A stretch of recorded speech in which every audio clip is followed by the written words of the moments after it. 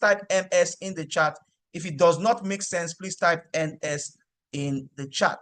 All right, so some people can type. I don't know why some people cannot type in the chat. Let me see that.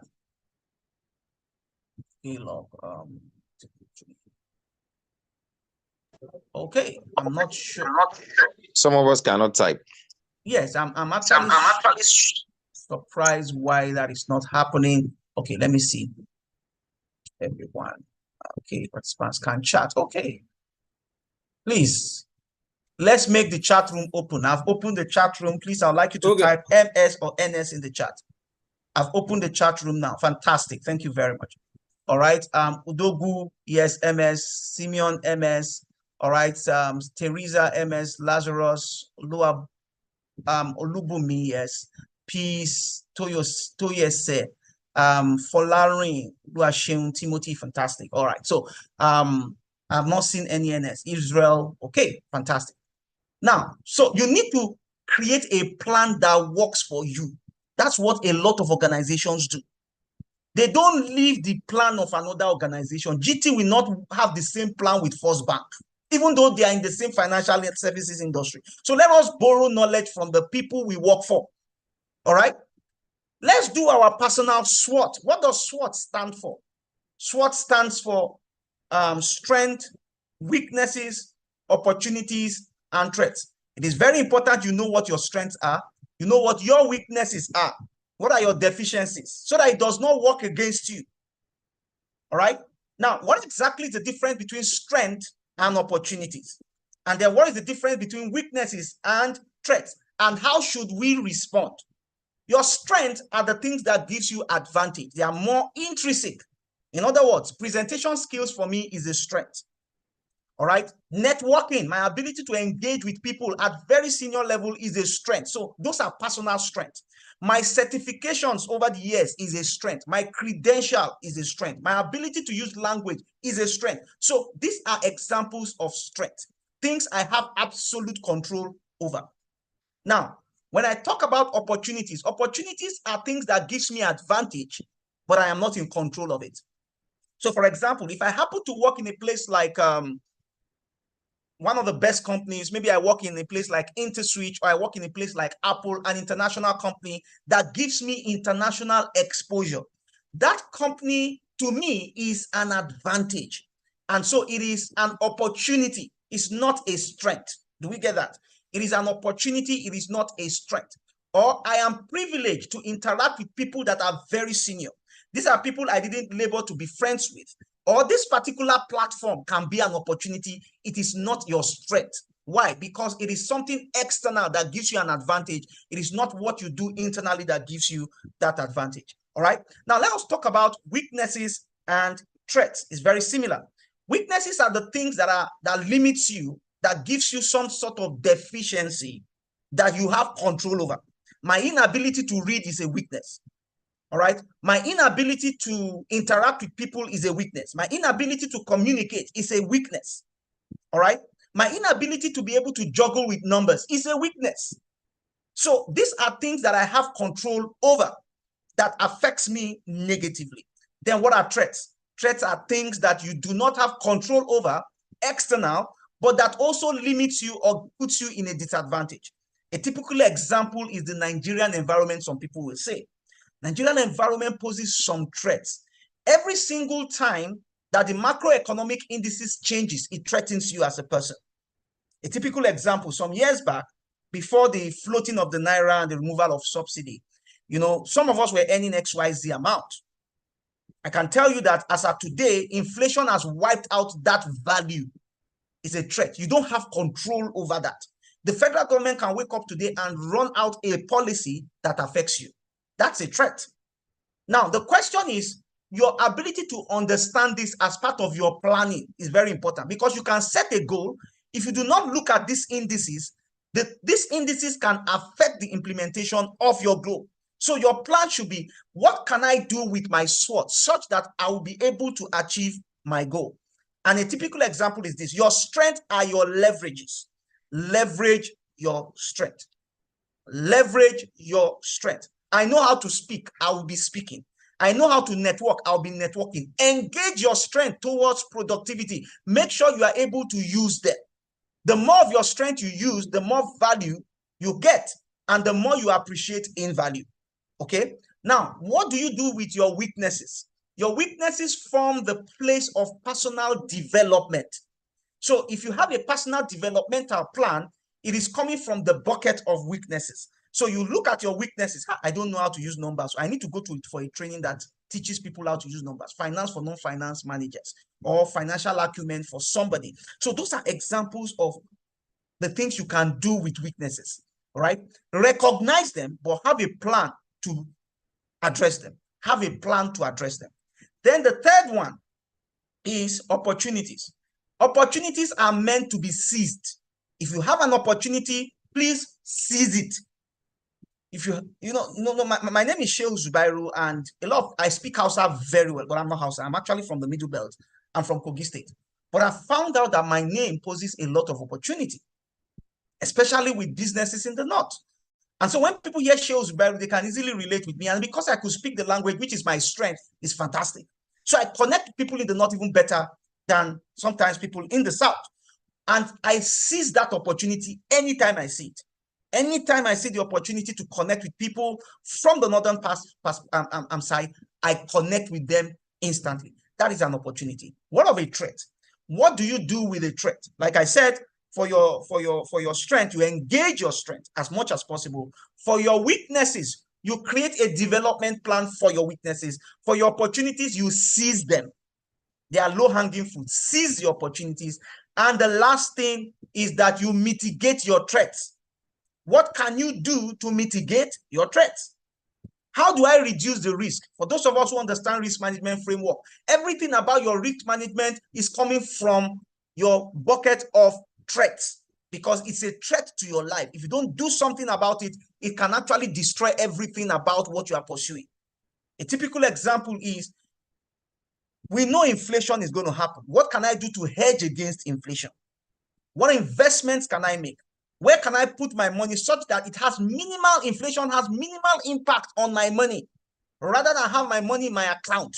These are examples of managing threats. Two, we are talking about the fact that our skills are gradually getting obsolete because of the advent of technology and the trend of technology. Technology is advancing at a pace that is so fast that organizations are struggling to catch up with. There is a threat, an imminent threat. That threat is that maybe what I am doing may likely become extinct in the next 5-6 years, or in the next 10 years, according to World Economic Forum. The question I want to say here is, what am I doing as a person, to either upskill? I'm managing that threat now. What can I do to upskill such that even when that time comes, I will still be relevant? I'm not in control of that threat. That threat is consistently threatening me every day. So what can I do to position myself for advantage? How do I mitigate the risk? How do I outsource that risk? All of those things are part of the things we do when we are doing a SWOT analysis. And I want to believe this makes sense for us.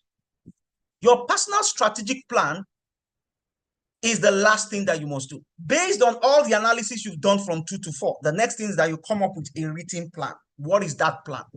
The plan this time is what you need to do to achieve item number 1. And this is your LAG goals. Your LAG goals are the things you must do, either on a daily, weekly, monthly, quarterly, biannually, or yearly basis.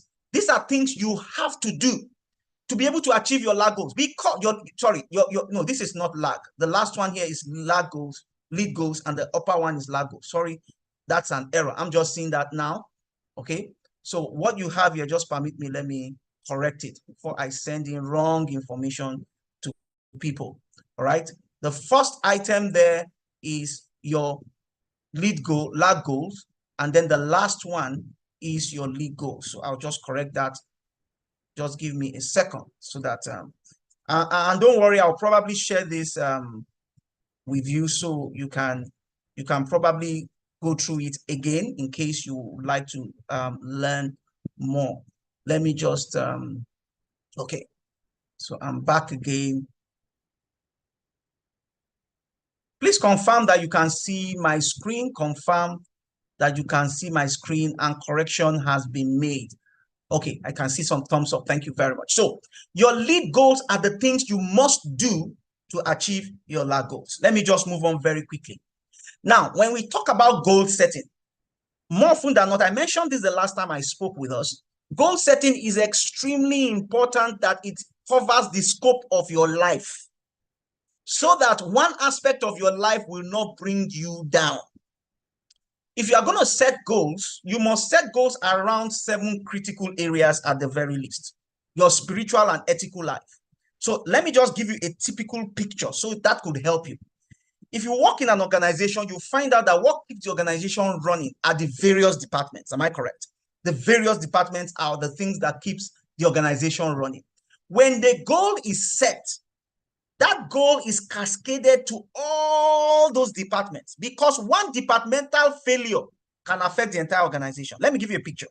For people who work in typical environment like yours, maybe oil and gas sector, one of the big things in terms of risk assessment and management is health, safety, and environment. That is a very critical area. Because if you do not pay attention to that and you are only focused on revenue only, what could happen is that there could be an incident that can cause the entire revenue to shut down. One, just a single incident.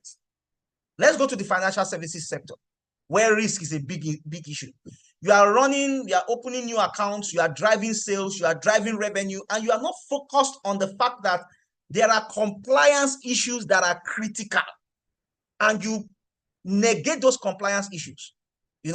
Things like anti-money laundering issues, things like, knowing your customer, customer awareness or know your customer kind of metrics.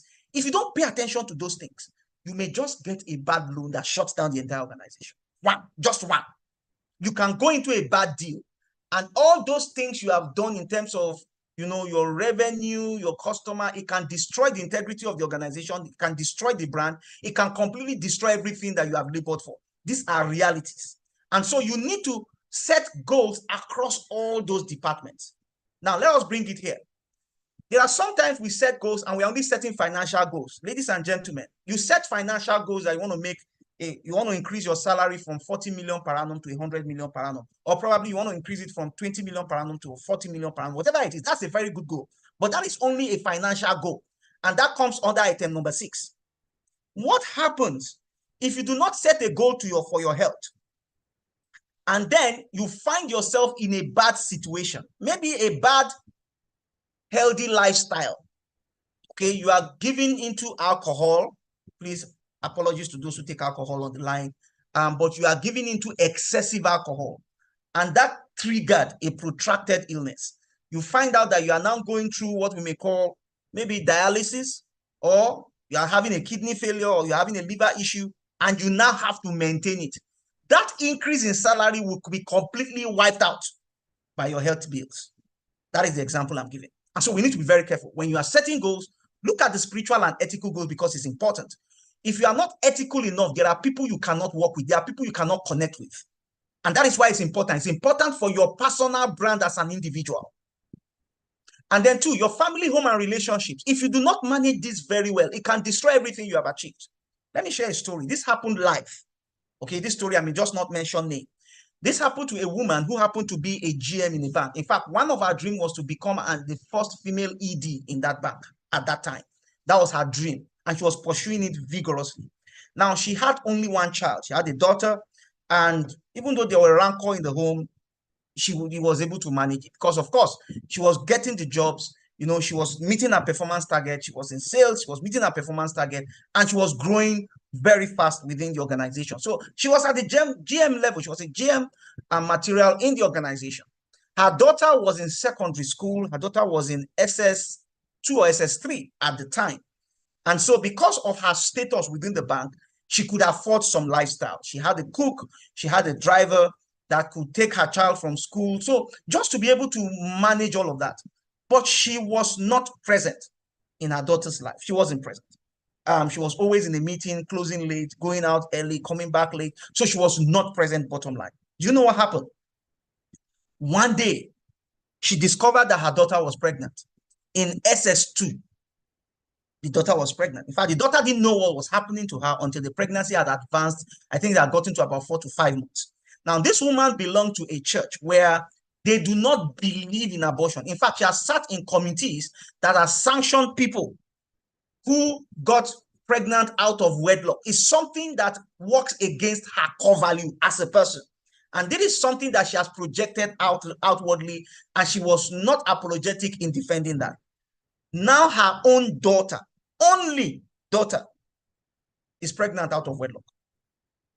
But you see, that was not even how messy the situation is. It was so messy that who now pregnated the daughter? Her personal driver pregnated her daughter. Her personal driver pregnated her daughter. You know, situations can be bad, and we say, okay, you know what? Who pregnated you? If it's somebody who we know that we can interact with as a family, and we'll find to settle scores, and then we'll see how we can manage the situation. Is our driver. How did things degenerate to a point where my daughter that shares my values could condescend to the point of sleeping with my driver was one of the things that almost killed her. Her performance began to drop from that moment that she discovered. She had to fly her daughter abroad to save face because of the embarrassment. I'm telling you a life story. To save face because of the embarrassment. And then while the daughter had gone, she eventually had to resign. So that dream of becoming the first ED was not achieved. Why? Because of family. So if you are setting goals, you must set goals not only for financial, not only for career, which is number 7, you must set goals also for family and relationship. I have worked for one of the biggest consulting firms in Nigeria. And while I was running a session, one of the managers was very, very bitter. Very bitter. A lady, she was in her 40s, I think. At that time, she was in her 40s. She said that the organization was the one that deprived her from ever getting into a relationship. I said, I don't understand what you're saying. How do you mean the organization deprived you? She said, hey, look at the work we do. That she's running jobs back to back.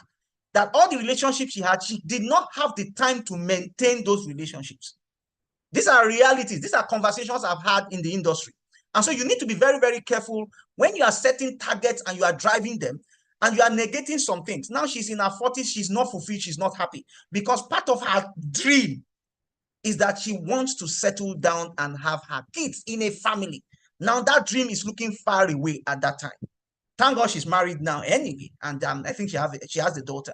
But the point I'm making here is we need to be very careful that every department in your life is working, all right? And then, of course, social, cultural, and community. This is a community. What exactly are you giving back? It's important for your personal brand. It's important for your sanity. You know, it's also important for your corporate governance. This thing we call sustainability in organizations is also part of what we are supposed to do as individuals. And I've talked about financial, and I've also talked about career. Let me quickly conclude. I've talked about SMART goals. I will not overflog it. We know what SMART is. Goals that are specific, measurable, achievable, relevant, and of course, time bound. And I've talked about lead and lag goals. I will not flog it. Let's quickly go to productivity now. Let's go to productivity. I'll be rounding up very quickly, but let's talk about productivity. How productive are you? You've planned. You've set goals, SMART goals. Your goals cover all the departments in your life. So everything about your life is covered. In reality, everything about your life is covered. Now, how do you become productive? Because planning without productivity will not produce performance. You remember that equation we had. Once productivity is taken out of the equation, there will be no performance. In other words, there will be no good performance. So performance is poor because we had plans and we lacked productivity. Was there execution? Yes, we tried to execute our plans. But to some extent, that plan did not meet the light of the day. And that is why you find out that sometimes organizations will give a target to say, this year we want to hit 90 billion. And at the end of the day, they hit 60 billion. Now, for every plan, they have already put together resources to make sure it happens. Now, why is it that we have resources put together and for some reason we didn't hit 90 billion? One of the major things you see they are looking out for is productivity. How productive were we as an organization in the last financial year?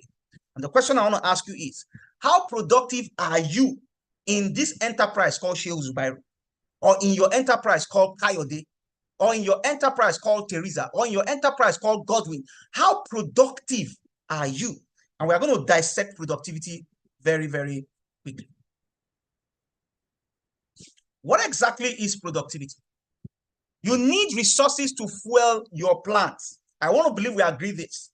You need resources. Any plan you have from the onset, if you don't have resources, they will not come to life. And that's why after every strategy discussion and goal setting, the next thing is budgeting in every organization. And I want to believe those of you who work for organization long enough and you are exposed to this, you will understand what I'm saying. The budgeting has to happen. And the essence of budgeting is to be able to get resources to give birth to that particular goal and plan. All right. Now, what are these resources? From the personal perspective, you need finance, you need energy, and then you need time. For the organization, it's a bit different. You need finance, you need people, all right? You need processes, you need systems in place. And then, of course, you need customers to drive that. These are resources, okay, to be able to do that, to do what you want to do. But for the individual perspective, we are looking at finance. And of course, sorry, one of the things in organization is also finance. But here you have finance, you have energy, and you have time. And I'll talk about this very, very quickly. Please remember that when we are talking of productivity and we are talking about the use of resources to generate a product or a result, resources are not unlimited. They are limited. You will not have all the finances you need in the world to pursue your dream. You will never. No organization has all the finances. You will not have all the energy you need. And in fact, the older you get, the less your energy. And I'll talk about this as we progress. And lastly, you will not have all the time in the world. And that is why every single second counts. As soon as the year begins, you need to be running. You know, I tell people, I say, when you wake up in the morning, what woke you up? Is it that you are pursuing something or something is pursuing you? It has to be one of the two. It's either you are pursuing something or something is pursuing you.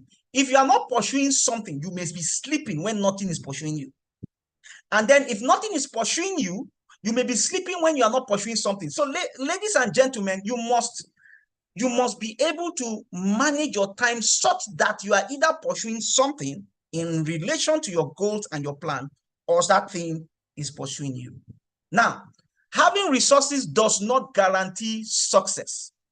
It does not, ladies and gentlemen. It doesn't guarantee success. I have finances, I have energy, I have time. It doesn't mean you'll be successful. There are several organizations that had that and they blew it. There are some people that were born in privileged families and they blew it. You have resources, you have energy, you have time. In fact, you are in your prime. You are 24, you are 25, you are 26 in your organization. You have a lot of advantage. You work in an organization that can fund your lifestyle. You have all of the energy because you are young. Then you have all of the time in the world. And you are still not successful. Ladies and gentlemen, it has to do with the way you mix these resources. And we'll talk about that very, very shortly. So let us now define productivity in the midst of all of the things we've talked about with resources.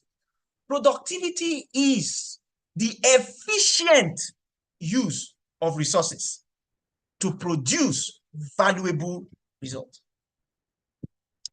Have you seen situations where you put your child in the best school, the best? And the reason why you put your child in the best school is because you want the best for your child. You paid for extra lessons. You made sure that your child does not walk from school home. So there is a personal driver that takes your child to school, and there is a personal driver that brings your child home. You make sure that before your child asks for anything, you give that child. And then you told the child that don't do any other thing so that you can conserve your energy. No more house chores. I want you to focus on this work and you blast it. So there is a performance target. And then that child came with 2 credits, 4 Ds, 1 P or 1 E, and then the remaining F. What do you think happened? There is a productivity problem somewhere. Obviously there is, because the resources were available. And so that resources are available is not automatic guarantee that there will be results. And the missing link is the lack of productivity. Therefore, ladies and gentlemen, we cannot overemphasize the importance of being productive. Every single day you live counts. Every single second of your life counts. If not for anybody, for yourself, for your family. Because there are people depending on your success to also be successful. If you fail, then they may likely struggle Some of us struggled in life because our parents failed. Okay, not because they didn't try. You know, I always want to commend my parents because they tried. They really put in the effort. But was that effort productive? Looking at what I know now, if we had known better, we would have managed resources better for them. If they had coaches, it would have helped them even more. And so, ladies and gentlemen, let's not make the mistakes our parents made. Let's not make the mistakes some of our organizations are making. Let us pay a lot of attention to this thing called productivity. So, productivity versus efficiency. Let me ask you this question. Is it possible to be efficient and not productive? Please let me get answers in the chat. I'm asking only the first question now. Is it possible for you to be efficient and not productive? Yes or no? Type either Y or N or yes or no in the chat. All right. Olatunde says yes. Who else? Is it possible that I can be efficient and not productive? He says yes. Interesting. I like the way we are thinking in the room because it's going to help us interact even better. Yes, let me get more views. Is it possible to be efficient and yet not productive? Okay, Timothy, Folarin, Felix, yes. Okay, so we have a unanimous yes. Apparently, everybody is saying yes. Can someone volunteer to tell us why you think it's possible to be efficient and not productive? Is there anyone? Please raise your hand. Anyone willing to speak can raise your hand and I'll give you the opportunity to speak. Because everybody is saying yes. So is there anyone that is bold enough to defend your yes? All right, I think I have someone. You can unmute yourself and then go for it. That's Engineer Sylvester. Please unmute yourself, sir. Yes, thank you very much for the opportunity. Thank you, You sir. can be very efficient at doing the wrong thing. Thank you. Thank you very much. You can be very efficient in doing the wrong thing. And at the end of the day, you are not productive. Just imagine a child who says, I want to study for WAEC, but that child's efficiency, when it comes to acumen, is in analyzing scores of football. He can analyze everything. He's so efficient when it comes to analyzing scores, but that scores does not tie to his ultimate goal as a person. So you can be efficient in doing whatever it is you are doing. In fact, some organizations are efficient in doing something, but somehow that thing that they are doing does not tie to the outcome that is expected. And that is one of the reasons why everything falls through the crack. Olatunde said efficient and far from your track. Absolutely. You are efficient, but you are completely far from your track. All right. We'll not want to overflog that. Let's take the second question. Is it now possible for you to be productive and not efficient? So we are trying to answer the second question now. Is it possible? Yes or no? Is it possible for me to be productive as a person and not efficient? Is it possible for me to be productive as a person and not efficient? Please type yes or no in the chat. Is it possible? We're answering question 2 now. Is it possible for me to be productive and not efficient? I need to think about it. Can I be productive and not efficient? Okay, I have a yes. Olatunde says yes. Okay, Odogu says no. Interesting. So I'm getting mixed reactions here. Simon says yes, I can actually be productive and not efficient. Interesting. And then P says no. Samuel says no. Ezekiel says no. Marvelous says yes. Okay, so let me hear the views from those who started. Those who says yes, please, I'd like to hear your views. And then those who says no, I'd like to hear your views. Is there anyone willing to share? We're having a conversation here, and it's important we understand all of these differences so that it can help us. Is it possible for me to be productive as a person and yet not efficient? Is it possible? Ladies and gentlemen, anyone willing to speak? Okay, Israel says, then it's important to introduce the term effectiveness in the equation. Absolutely, I like that perspective. All right, anyone from the tribe of yes? And anyone from the tribe? Okay, let me hear from the tribe of no. Okay, Marvelous, you want to speak? Please go for it.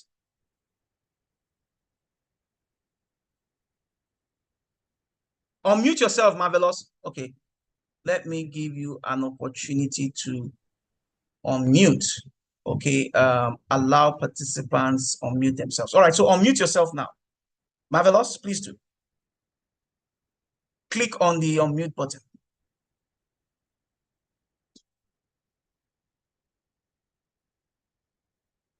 Yes.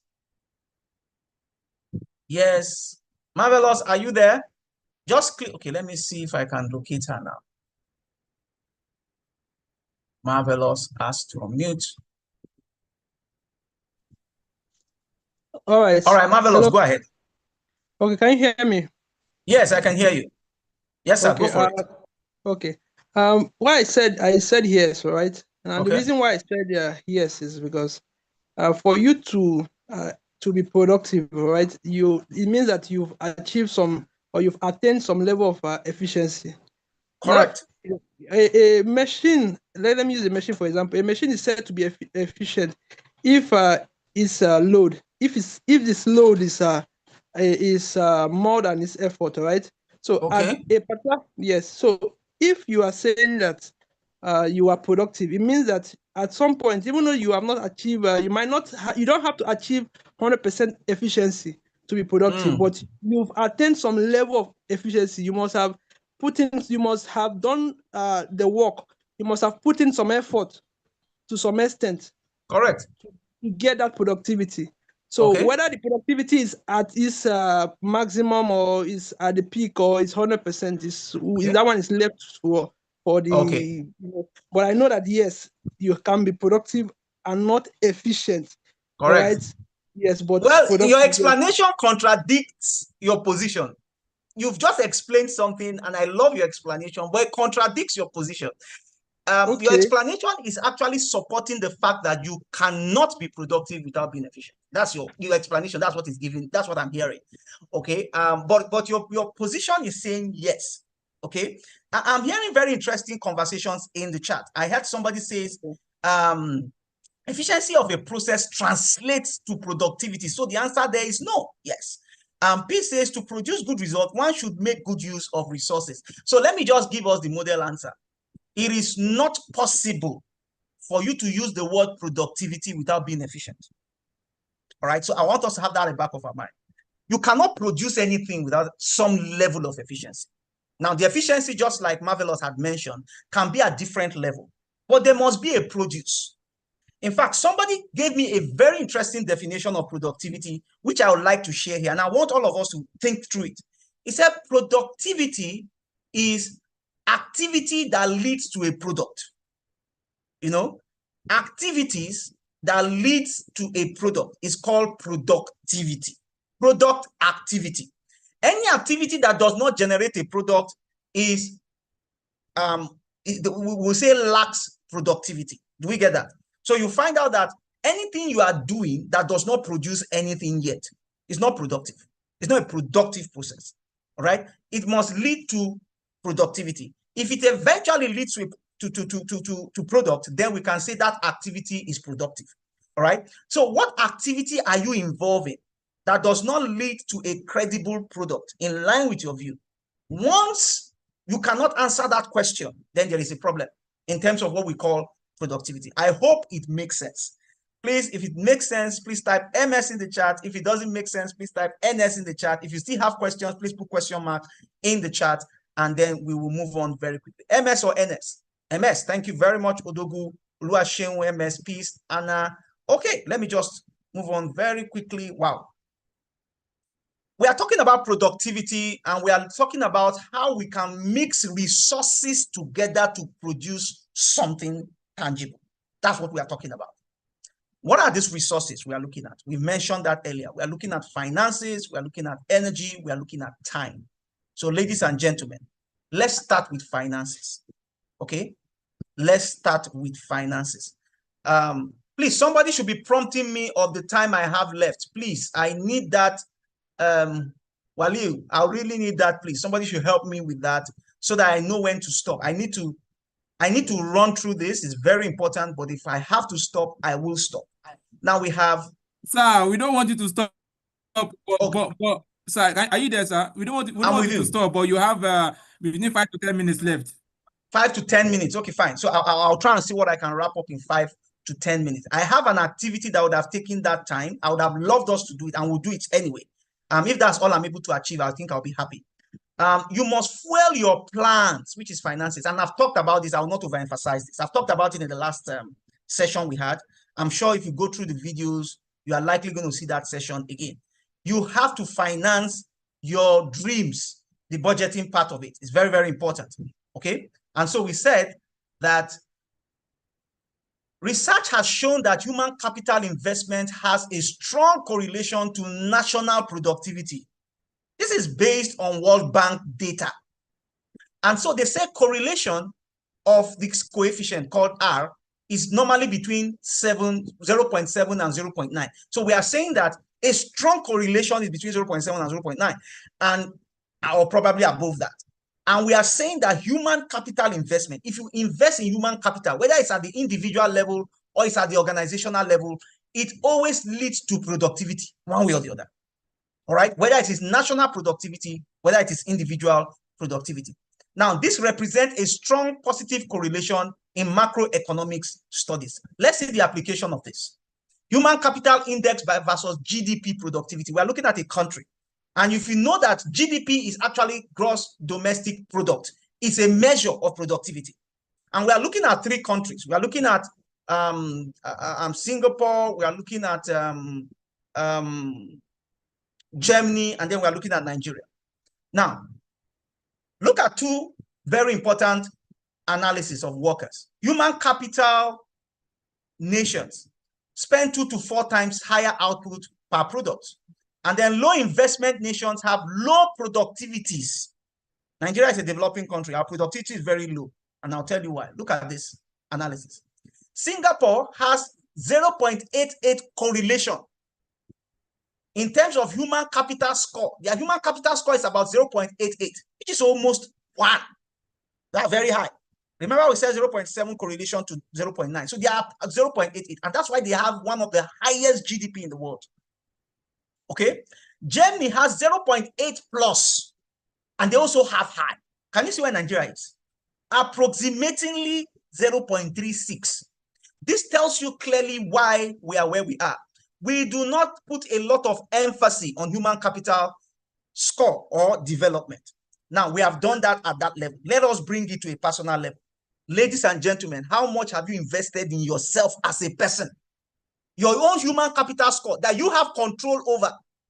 We don't have control of what government does in terms of their policies and their prioritizations of their policies, but you have control of your own. How much are you earning? I said that last time. If you are earning something, whatever it is you are earning, put together 5% of that annual amount for your personal development. So if you are earning 5 million in a year, your gross salary, 5 million, make sure that 5% of that 5 million, which is 250,000, is something you invest in yourself. That's very, very important. It's usually 5 to 10. Some people do 10. I met somebody, a friend of mine, who has become a multi-millionaire. And when I entered his library, I was shocked. My God.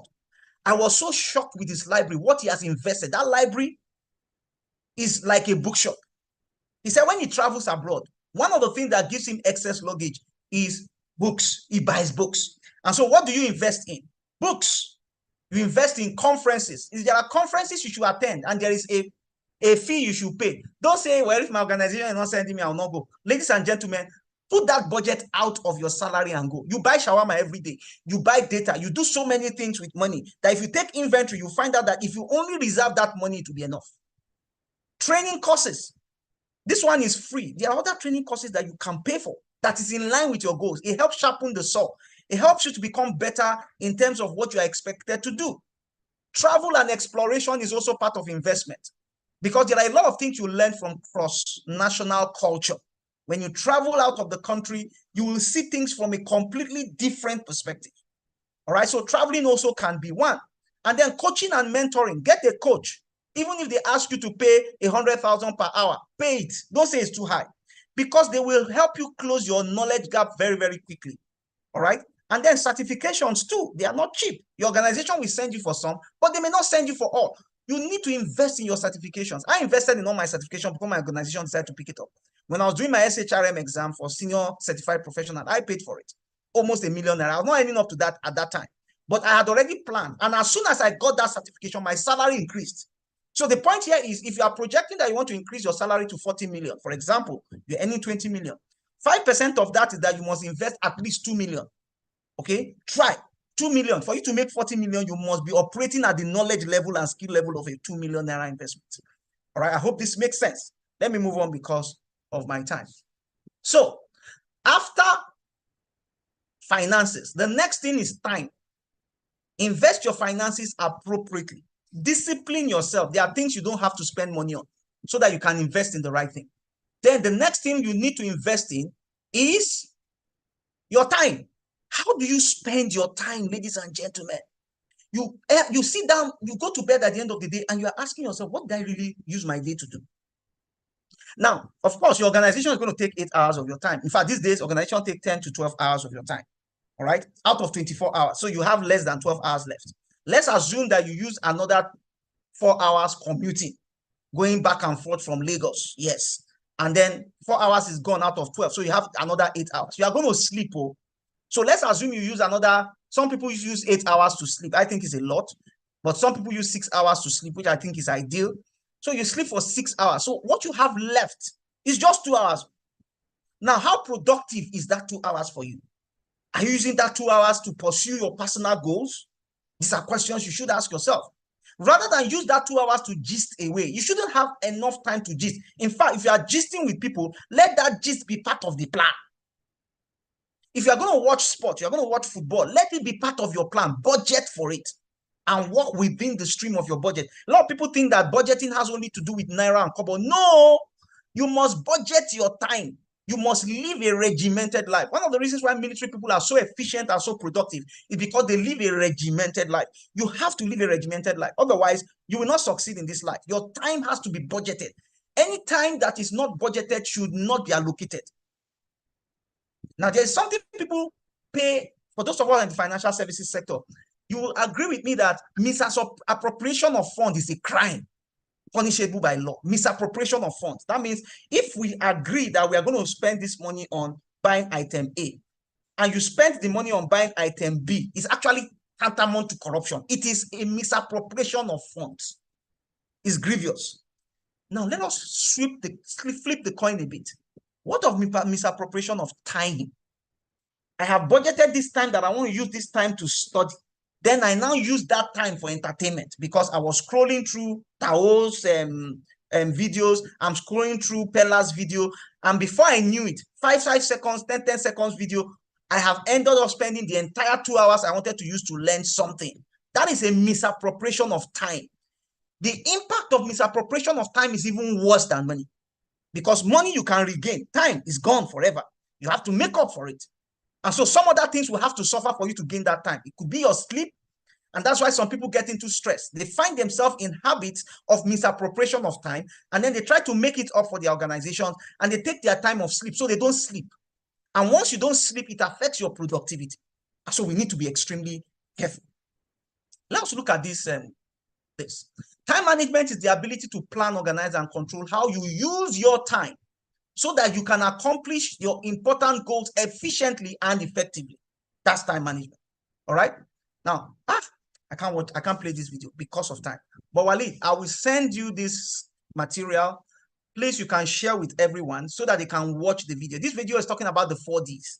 And it's important that there are things you must delete in your life to be able to manage your time. You only have 24 hours. And the more older you get, the less time you will have.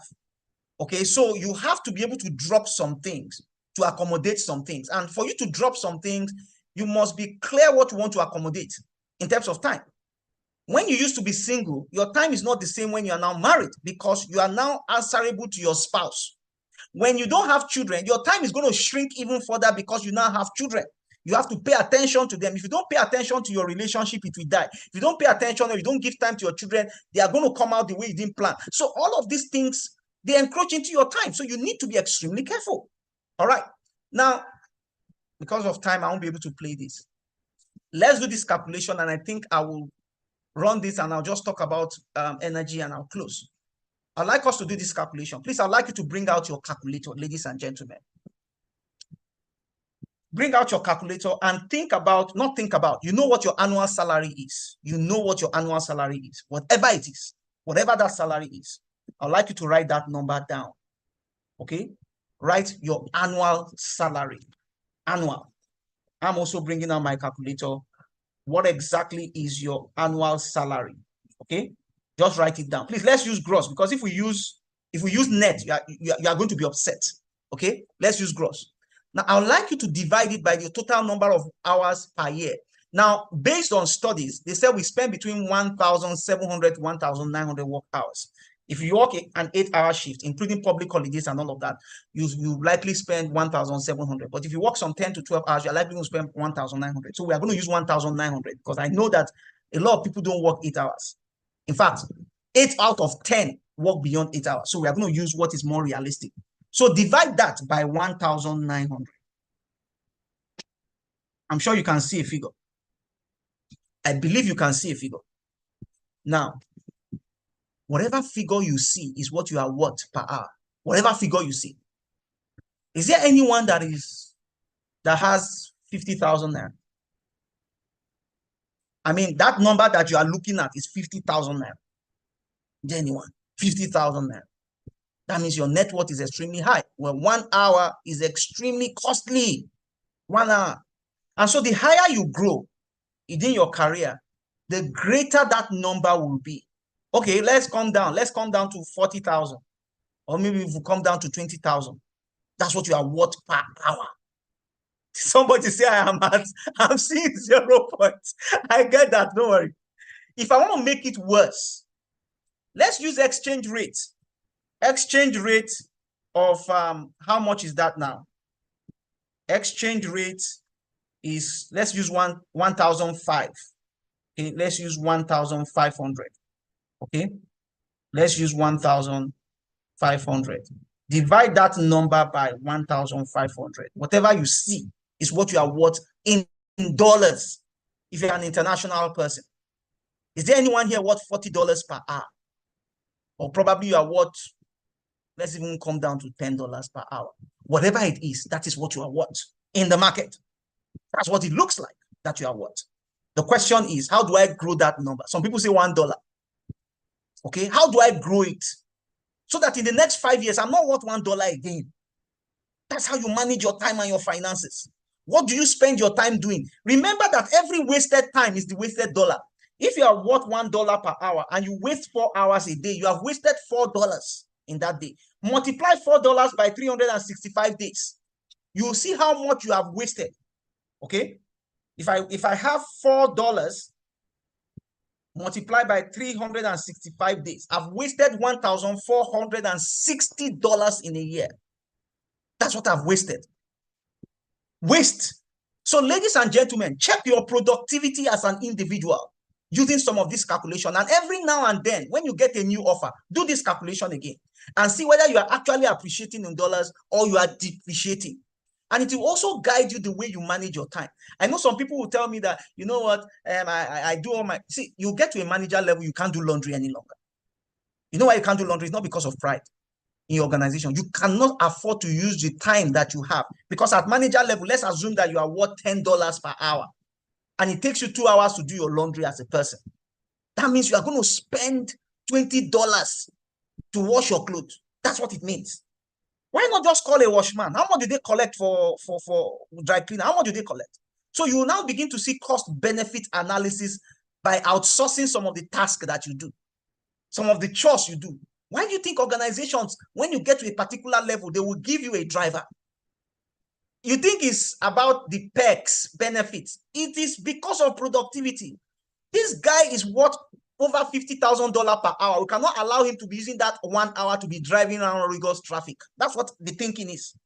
So what happens is that they will get a driver, pay that driver 150,000 naira in a month, and they will ask that driver to drive the executive. So the executive is sitting down, he's on his laptop, he's working. If he's not working, he's resting, because he has to walk around the clock to deliver that numbers.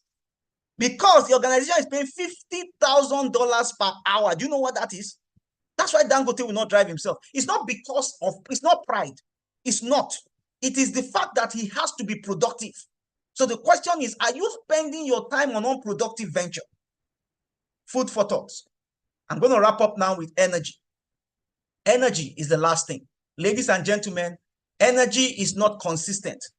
The first law of thermodynamics states something. It says energy can neither be created nor destroyed, but it can only be transformed from one form to another. That is thermodynamics. If you look at the first law of motion, it says an object remains at rest or continues to move at constant velocity unless acted upon by an external force. The reason why many of us have not entered into implementation stage in our lives is because our inertia is very high. We have not gotten the right energy to move you. That's why. So sometimes you come for motivational sessions, you come for trainings, you are feeling excited. When you leave, the energy just drops. You are not able to do anything. You are not able to pursue the dreams that you have set for yourself. And that is the reason why organizations pay managers, so that they can generate that energy within the system to get the job done. You need energy beyond inertia to get the job done. Second law of motion, very, very interesting. It says that the acceleration of an object depends on the force applied and its mass. So if the force applied on an object is not higher than the mass of that object will not move or it will not accelerate. That's what it's saying. So the question is, do you have a lot of baggage that you don't have enough energy to move you? That's very, very important. The last law is, for every action, there is always an equal and opposite reaction. You have set your goal. I can tell you that the things that would not allow you fulfill that goal is there waiting for you. In fact, more often than not, it is your habits. So you need to be able to mitigate those habits, reduce the opposing energy, so that the little energy you have is able to move you in the right direction. Ladies and gentlemen, this is science. And science has proven that energy is a very important component in terms of achieving our plans, in terms of implementation. That's why you set goals. 5 years, you have not achieved anything in your life. Yet somebody who is even less educated has set goals and is achieving it. This element of energy is important. And the older you get, you need to be very careful. The less energy you have. And so at that point in time, if you have not yet discipled people, if you have not yet raised an army that you can motivate to multiply the energy, you will find out that you run into problems. That's why leadership is extremely important. One of the essence of leadership is to generate energy in people. That's the essence of it. So that they are able to do what you want as a collective goal. Influence is energy. Ladies and gentlemen, influence is energy, and that is leadership. Leadership is influence. All right. So let me just talk about this. I'm done already. So you have spiritual energy, you have mental energy, you have emotional energy, you have psychological energy. Ladies and gentlemen, any of this energy that drains your entire energy. If you have spiritual issues, it's going to drain your energy. So you find out you're not even very effective at work. You have mental energy, you just feel drained. So you can't pursue things, you can't execute things. Or you have emotional energy. There's a breakfast that you just been served. You know, you just had a broken relationship. You will find out that it will dampen your spirit. Or psychological. You did a job and it failed. Rather than do it again, you have lost hope because the energy has collapsed. So you need a lot of it. Those of us who are followers of sports, you will understand that. You know, that you are a team and you are playing another team and you are leading that team. And last minute, maybe 5 minutes to go, the opposing team equalized. I can tell you that the opposing team that equalized has higher energy than the team that has lost that point. And if you are not very careful, you may lose the match. Because the opposing team that was losing initially has now gained momentum even more than the team that was leading. So you need to be extremely careful how you manage your energy. And these are things you can do to express the energy. Resilience is an expression of energy. Discipline is an expression of energy. Commitment is an expression of energy. Focus and persistence, sacrifice is an expression of energy. Risk-taking is an expression of energy, and determination is also an expression of energy. These are energy sources. Clear vision. You have a vision you are working with. It can inspire. It can generate energy within you. When you go for inspirational sessions, and that's why I don't listen to people that can't encourage you. Always have people that encourage you around you, that can inspire you. Look at people's biography. You can get a lot of energy by being inspired. Information. Like what we are doing now, we are sharing information, we are sharing knowledge. You can get a lot of energy. Motivation. Have someone that is a coach, a mentor, that can coach you, that can motivate you. Show you can do this thing. Show I know you can do it. You've done it. When I was your age, I'm not even doing what you are currently doing, but I know you can do it. You are not the first to fail, and you will not fail here. Continue, stand up, get it done. Motivation, encouragement, faith. Whether you are serving God, you are a Muslim, you are a Christian, faith is also another source of energy. It's very, very important. And then, of course, what are energy destroyers? When you get discouraged, you lose energy. When you get depressed, you lose energy. When you have fear, you lose energy. When you are distracted, you lose energy. When you start creating excuses, you lose energy. So, ladies and gentlemen, you have to be able to manage the energy you have. Number one, don't waste it. Number two, make sure that you focus more on energy sources. And then as much as possible, mitigate energy destroyers. This part is extremely important. It's something that people don't talk about even in business schools. But it is one of the reasons why many people have failed in life and are still failing. The element of energy. All right? And so energy management. Reduce energy waste. Channel your energy to your goals and your plans. And make sure you use the Pareto principle to prioritize. What are those 20%?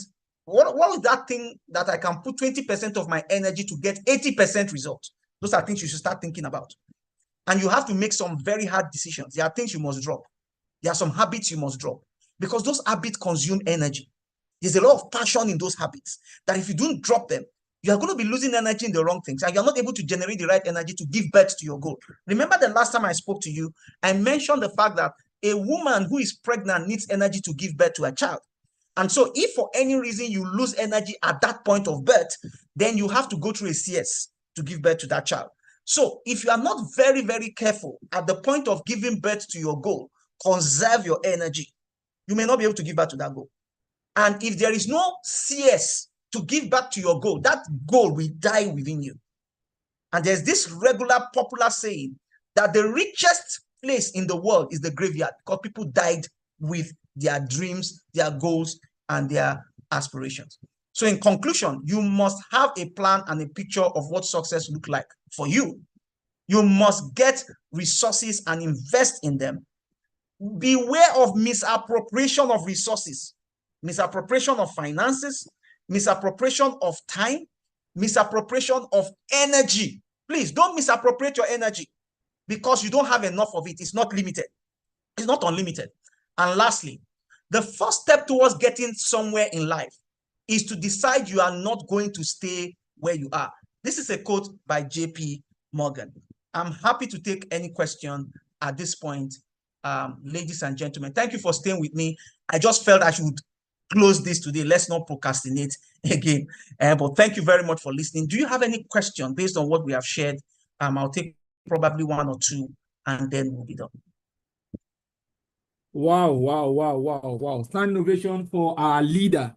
This is highly exceptional. In fact, at the point I said, this is no more a webinar for professionals. This is a life transformation session. If you have not had anything from the beginning of the year, I think this will pivot your momentum towards greatness. Thank you so much. You are really, in fact, one of those things that I picked so many things, but I remember the one that you said, if you're the inertia that you need, you took me back to science class. What are those loads that are weighing you down, that is not allowing motivational talks to motivate you, that is not allowing setting the pace to push you ahead? What Correct. Are those loads? Is it family issues? Is it mental health issues? Is it personal issues? Is it challenges? Is it you comparing yourself to your colleague and feeling overwhelmed? That is not allowing those things to move you. You need to take away those loads. Thank you so much. You said a whole lot today. Thank you very much. You said a whole lot today. Most times when I'm doing my webinar, sorry to say, most times I'm always busy doing some other things. But this one, at some point, I had to drop my phone and say, oh boy, it's like this thing is for me. You said so many things. You talk about finance, how to manage our finances. What are those challenges? What are our strengths, our weaknesses, our SWOT analysis? So many things that you have said today. Wow. Exactly that financial part. What do you want? Dangote does not have a driver because he wants to show that he has a driver. It's because the time that he's going to spend in that traffic, he can use it to do some other things. So if a driver is worth 3,000 naira per hour to say, and my own 1 hour is 50,000, why can't I get a driver to drive and save for the 7,000? Sir, thank you so much. I learned a whole lot today. It's like I'm going to get a driver going forward because I just get stuck in traffic every time, and I'm like, I used to think of it, I'm spending this too much time in traffic, but I don't have a choice. But I'm thinking of it as a cost that I'm not going to be paying for a driver. But now you have made me understand that taking a driver is even you saving money, because money is not what you see physically, but what you should have seen that you are using your time for something else. So you said so many things. Thank you so much. Please, only one person for question. One person Thank you. alone for question, and that is, thank you. This is one of the best lectures I've also had myself. If you are setting the base 4.0, maybe we'll call you maybe you call you again for 5.0 again, as I'm looking at it. Because this is one of the best lectures that I've really listened to and I've gained a whole lot. Mr. Sam Adekoya, please kindly ask your question briefly so that by 8 o'clock we will round up this session. Ask your questions, then we'll present our certificate to you, and then we'll close out this wonderful section. Mr. Sam Adekoya, please go ahead, sir. Mr. Sam. Mr. Sam, the second time I'm calling you. And Mr. Sam, the third time I'm calling you. I think Mr. Sam is not on call. Yeah. Thank Sam. you, Mr. Thank you, Mr. Zubero. Thank you. Mine is not a question, but then I think one of the best things I've had this year is being able to attend this session. I want to say a very big thank you to Mr. Waliu, Mr. Zubero. It actually opens my mind to quite a number of things. I wouldn't just say this webinar is actually a multi-million dollar masterclass, because the knowledge I've gained within the last 1 hour is I think if we have to quantify it, maybe I can say it's over 500,000 naira worth, because it opens my mind in different perspective about life, about work, and about achieving goals. I have worked with Mr. Waliu several times, attending his training courses, but then I really so much love this, and I'm looking forward to having more of these sessions, even if it's going to cost money. I don't mind. So it's a very wonderful session. I have gained a lot, and I want to commend you for doing this for free. And many a time you want to do it, please, let's connect. Thank you very much for doing this for us. Thank you very much. I appreciate Thank you for your kind words. Thank you very much. Thank you, Mr. Sam Adekoya. Sir, you want to respond to that, sir? Yeah, I want to really appreciate everyone. Honestly, I am quite humbled for the kind words, the feedback received. I really appreciate it. Thank you also for making it easy for me, for being there, listening and engaging as well. I think learning is both ways. Interacting is also both ways. So thank you so much. I really appreciate this audience, and I'm looking forward to other opportunities to have conversations as well. Thank you. All right, thank you so much, sir. Thank you so much. We won't be taking any more questions. Engineer Sylvester, sorry, we won't be taking any more questions. Maybe we are going to organize actually, we are planning to organize a master class. Maybe we are going to invite you as one of our speakers for that business master class. I think we'll discuss about that later, so that I think at least this needs to be heard again and again, and it should be a full 2-day masterclass that will change the trajectory or the direction of everyone that is interested in ensuring performance and productivity as an individual and as a corporate entity. Thank you so much once again. On this note, we'll be presenting our certificate to you of appreciation for this wonderful presentation. I don't know if Mr. Adefela is there. Mr. Adefela, are you there, sir? Mr. Adefela, you came up first. Mr. Adefela, are you there? Can you hear me, sir? Our guy in the UK, Mr. Adefela, are you there? Okay, in the absence of Mr. Adefela, I will, so as to manage time, Oba Obi, Double King, are you there? Double King, are you there? Can you hear me, Double King? I can see you. Is Double King there? Can you hear me? Okay, I can see Mrs. Nafisat.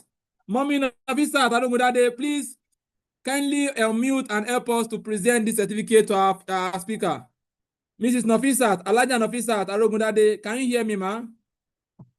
Our mommy is busy. It's like this period, everybody is busy. So I've called on 3 people. Unfortunately, I think they are busy. On this note, please kindly indulge me and give me the, okay, I can see Mrs. Teresa. I don't want to be the one to present the certificate myself because it is too powerful you are too powerful for me to present this certificate. Mrs. Teresa, please, are you there? Mrs. Teresa Olanyika, are you there, ma? I think many of them are saying they cannot unmute. So let me see if I Oh, they can can't help. unmute. Yes, Oh, so so let me sorry. just see if I can help with that. Let me see if I can unmute everyone. Allow participants to unmute. Okay, so I think I've done that. Let's see. Okay, Mr. Adefela, can you unmute now, sir? Okay, Yes, sir. Thank you very much, sir. thank Okay, you. thank you so much. Please help us to present this certificate to our powerful speaker today. Thank you very Okay, much, sir. On the behalf of the House and Koda Safety, thank you, Mr. Shea Uzubar. Thank you. I think, Mr. Wali, we have to couple this and turn it into a masterclass course, like you said. Is just outstanding. Thank you for this fantastic delivery. You really Thank you. touched so many places and so many angles in the basic world of professionals. We hereby present this certificate of appreciation to you, Mr. Shea Zubar, for Thank you. sharing your invaluable insight as a guest speaker Thank at you this very much. enlightenment or at this weekly masterclass. Let me just reform it like that. Thank you very much, sir. Thank you you, very sir. much for your time. Thank you so much for the kind words. Thank you for the presentation. I really appreciate it. Thank you so much. Yes, thank you so much. Thank you, everyone. Thank you for coming, and thank you so much, Mr. Shehu Zubair, for Thank you. giving us yet another opportunity to learn from your wealth of knowledge. You've shown a principle that I hold, which is die empty. I remember when I have that written on my LinkedIn, someone started me up, a couple of persons, that what do I mean by die empty? And I told them that die empty means that because we have so many $1 million assets in the graveyard, people have died with their knowledge and never got executed. People have so many knowledge that they did not share and they died with it. So dying empty means that enlightening people, exposing people, training people, educating people, motivating people to do more. Because Correct. it can be your own single motivation that will turn somebody to a millionaire. Imagine that person dying and not motivating anyone. You've died empty. Yes, so that is True. what I mean by dying empty. And you have shown that you have that human part to die. You are going to live long. But at the end of the day, you'll be satisfied that yes, I've poured out all I have and it is Correct. growing. Thank you so much, sir, for always doing this, for being Thank a you. part of this, for being a part of our growth, and we Thank you. sincerely appreciate you. On this note, we Thank are you. going to call it a day, but before then, please remember, this is proudly sponsored, supported by Cordal Safety Consult for all your health and safety needs, for all your ISO certification. If you need HR support, HR training, capacity in HR, you have Mr. Shehu Zubair. You can always reach out to him at any point in time. You have training in human capacity, human development. You can always reach out to him. And if you need safety trainings or any other services from your organization, you can always reach out to us. Setting the Pace 4.0 was a success because of you all, and we appreciate your presence. And we look forward to having you again in a couple of weeks on another wonderful enlightenment series. And this is series 95. I wish Mr. Zube can be the speaker that will do our series 100, because I want that 100 to be grand. I wish to be our series 100 speaker, if possible, sir. I want it to be Not a our series problem. 100. Yes, because I want it to be grand, because you have shown that yes, that 100 needs something special, someone special, and you have what it takes to make it special. We've done 95 series so far. It's not easy. 1, 2, 3. We started at COVID. Wow. During COVID, when we were enlightening people about COVID, how to prevent your exposure to COVID-19. We started with this webinar, then we moved to safety, then we moved to others. So many things. We have invited so many speakers, and now we are on 95. Thank you so much. This would have been Well possible done. without everyone that is here, without all the speakers that have volunteered to speak on our weekly enlightenment series. Thank you, everyone. Thank you, Mr. Zubair. And we look forward to having you again. On this note, please let us unmute and say thank you to our speaker. I think we can all unmute now. I want to believe so. Please let us Thank all you unmute very now much, sir. and say Thank you. Thank you, everyone. I really appreciate Thank you. you, Thank you. everyone. Thank you very much, Thank you, sir. Thank Mr. you, man. I Shozuba. really appreciate Thank that. you, Thank Mr. you. Shehu. We Thank you appreciate very you. Thanks you. God bless I you. appreciate you too. Thank you so much. Thank you all very right. much. Thank you, everyone. So on this note, we are going to count from 10, as usual, from 10 to 1 to 0, where we are going to call it a day. On this note, we say 10, 9, 8, 7, 7, 6, 6, 5, 4,